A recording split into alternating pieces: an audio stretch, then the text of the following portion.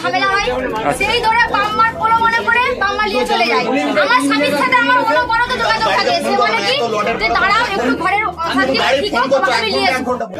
দিয়ে এবারে তারপরে 1 বছর হয়ে যাওয়ার পর আমাকে নিয়ে আসে দিদিঘর নিয়ে আসার পর আর বাবা সেদিন বাবা মায়ের যে প্রচুর অশান্তি, এখানে সবাই ফ্যামিলি সবাই জানে যে কেমন অশান্তি করেছে, কেমন ভাবে আমাকে অত্যাচার করে গেছে।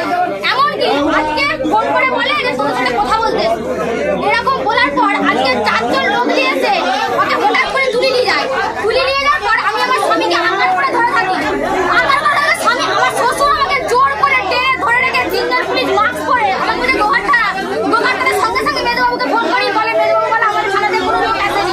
সঙ্গে সঙ্গে ফোন করে আমার শ্বশুর আমাকে জড়িয়ে ধরে আমার স্বামীকে 3-4টে গুন্ডা ধরে বললে পালিয়ে যায়। দিয়ে যখন এই ফোন করে আমার স্বামী কাঁদতে কাঁদতে গেছে, কাঁদতে যে বলেছে যে আমাকে বাঁচাও, আমাকে বাঁচাও। কে করিয়েছে ঘটনাটা? কে করিয়েছে? শাশুড়ি আর জামাই দুজনকে ধরে রাখা হলো। আমার স্বামী আসো, আমার স্বামী চাস, আমার স্বামী চাস। বাড়ি এসে 3-4 আছে আর স্বামী স্ত্রী, সেখানে থেকে থাকতে আর বাপের কি মনে হয়েছে ছেলেকে মেয়েকে দুজন আলাদা করে দেওয়ার জন্য বাপ কিছু পরিস্থিতি এনে ছেলেকে জোর করে ঘরে দরজা ভেঙে তুলে নিয়ে চলে পরে জানতে পারি লোক আসছে, তারা বলে গেল যে আমরা থানার অফিসারটা আসবে।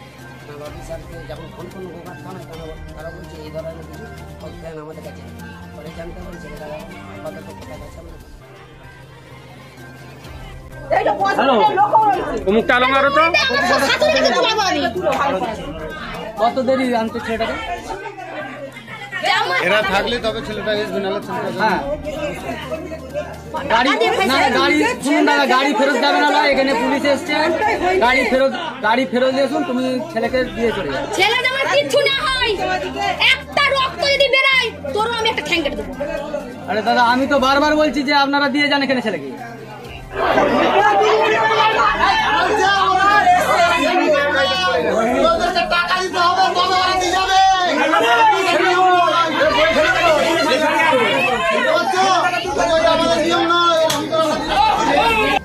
বলো তোমার অশান্তিটা কিসের?